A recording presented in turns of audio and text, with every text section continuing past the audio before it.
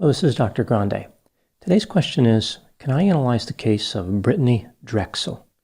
Just a reminder, I'm not diagnosing anybody in this video, only speculating about what could be happening in a situation like this. If you enjoyed this video, please like it, subscribe to my channel, and consider supporting me on Patreon. I will put the link to Patreon in the description for this video. First, I'll look at the background of this case. I'll move to the timeline of the crime, and offer my analysis. Brittanee Drexel was born in Rochester, New York, on October 7, 1991. Not long after she was born, her mother, Dawn, married a man named Chad Drexel, who adopted Brittanee. The family lived in a suburb of Rochester. Brittanee had been born with a condition in her right eye called persistent hyperplastic primary vitreous. She could not see out of that eye and had several surgeries. Brittanee wore contact lenses in order to mask the tendency of her right eye to wander. Brittanee struggled with feelings of depression, but she had high hopes for the future. She was in school to study cosmetology and wanted to be a model. In 2008, Dawn and Chad separated, and Brittanee stayed with Dawn. The separation may have exacerbated Brittanee's feelings of depression.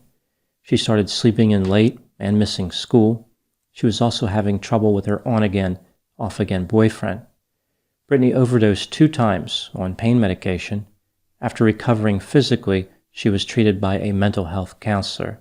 In April 2009, Brittanee, who was 17 years old this time, requested permission from her mother to spend spring break in Myrtle Beach, South Carolina.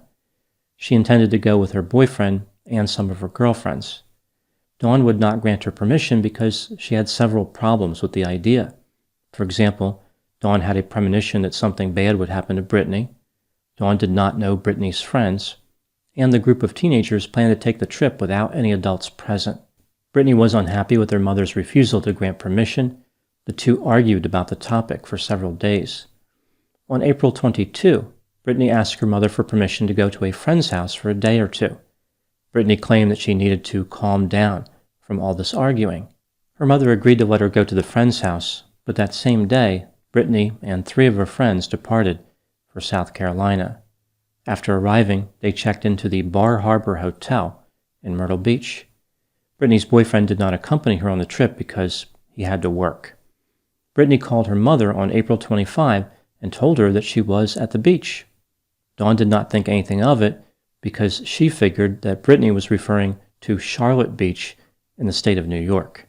That evening at around 8 p.m., Brittanee left the Bar Harbor Hotel on her way to the Blue Water Resort, which is about 1.4 miles away. She wanted to visit a 20-year-old friend of hers named Peter Broswitz, who also lived in Rochester, New York, and was visiting Myrtle Beach, South Carolina. After arriving at the Blue Water Resort, one of Brittanee's friends back at the Bay Harbor Hotel contacted her and requested that Brittanee return a pair of shorts that she had borrowed. Brittanee was captured on video departing the Blue Water Resort at 8:48 p.m. She started texting back and forth with her boyfriend, who again was in Rochester. Her last text message was transmitted at 8:58 p.m. At about 9:15 p.m., her boyfriend grew concerned that Brittanee was not answering his text messages. He called her friends at the hotel in an effort to determine what happened to her. He then called Brittanee's mother, who in turn called the police. Officers in Myrtle Beach started searching for Brittanee.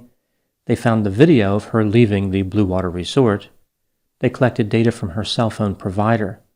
By tracking pings on towers, the police were able to determine that her phone had left the area and traveled south several miles to Georgetown County, South Carolina. During the early morning hours of April 26, the phone stopped pinging.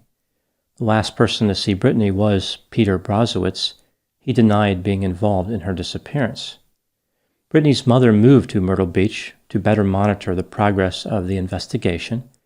In 2016, the FBI said that they believed Brittanee was murdered not long after she disappeared. Someone had taken her from Myrtle Beach to Georgetown County.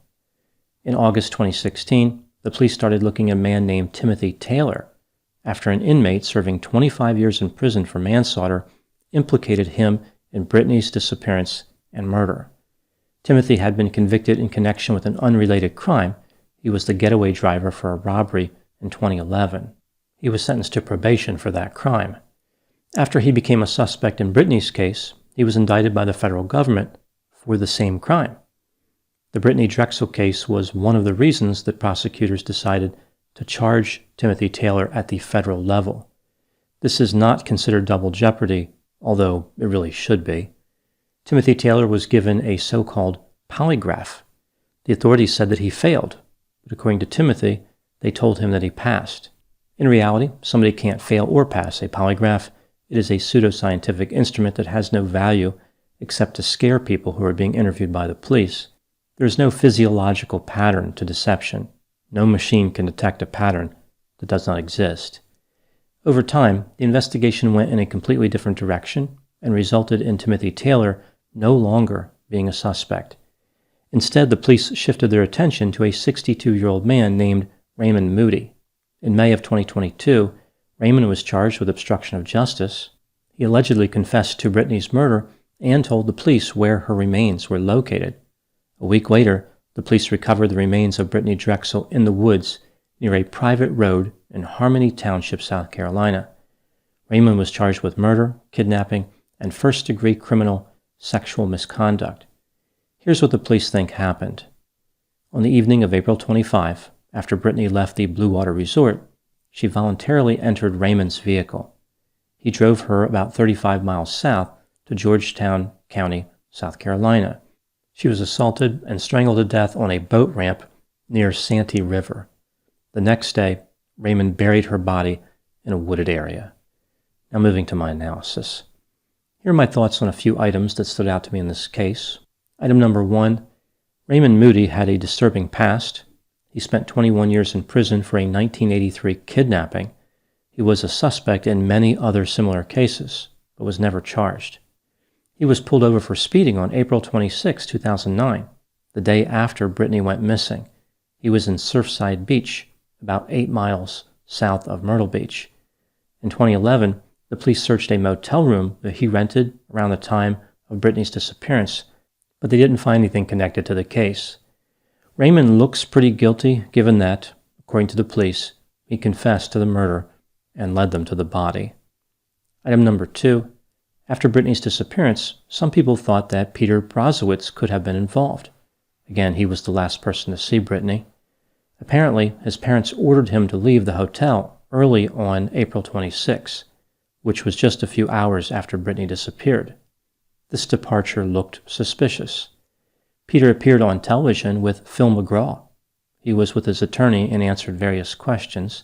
Peter came across as insensitive and arrogant. At one point, when he was trying to explain why he didn't give Brittanee a ride back to her hotel, he said something to the effect of, he wasn't there to babysit. Now that Raymond Moody has allegedly confessed, it is clear that Peter was not involved. I think this exemplifies how unpleasant and undesirable reactions or characteristics can make a person look guilty even when they are not guilty.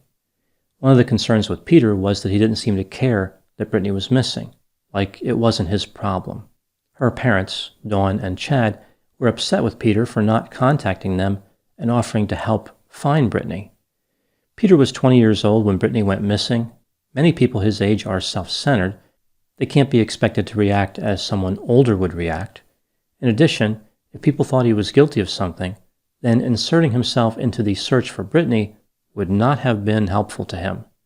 There was no winning for Peter in this situation.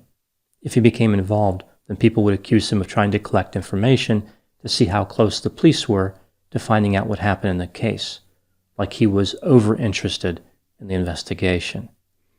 Item number 3, Timothy Taylor was falsely accused in this case.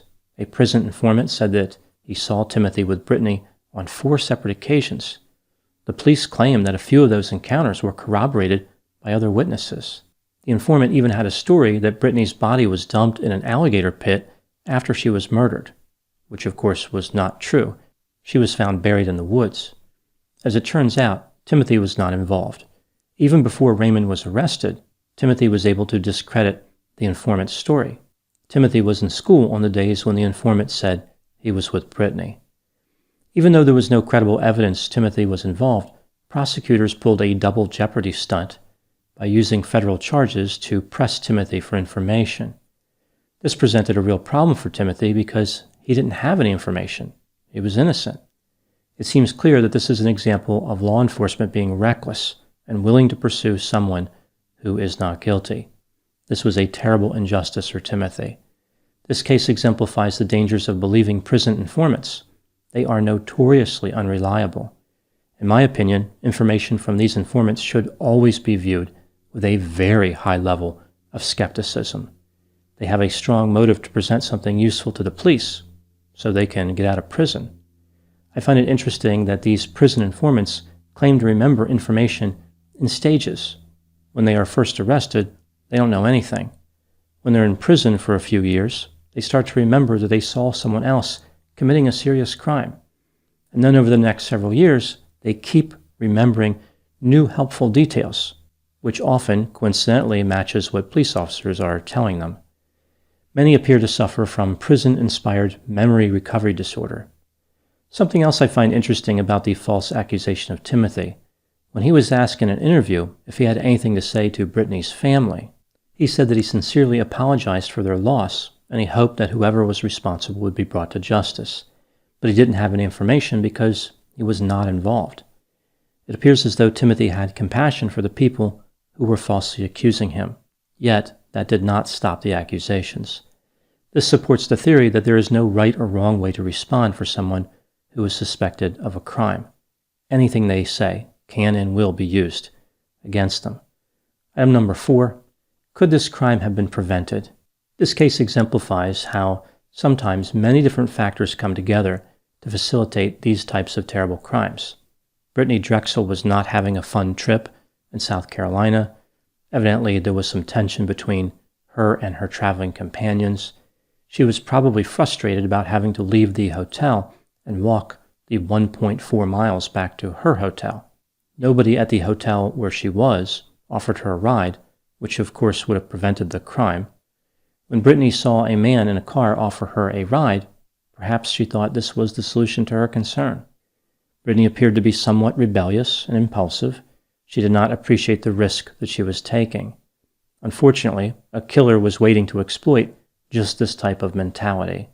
From the perspective of the killer, this was the perfect situation. He was able to convince a teenager to climb into his vehicle, and no one witnessed it. I think this is a case where Brittanee Drexel ran into the wrong person under the wrong circumstances. Those are my thoughts in the case of Brittanee Drexel. Please put any opinions and thoughts in the comment section. They always generate an interesting dialogue. As always, I hope you found my analysis of this topic to be informative. Thanks for watching.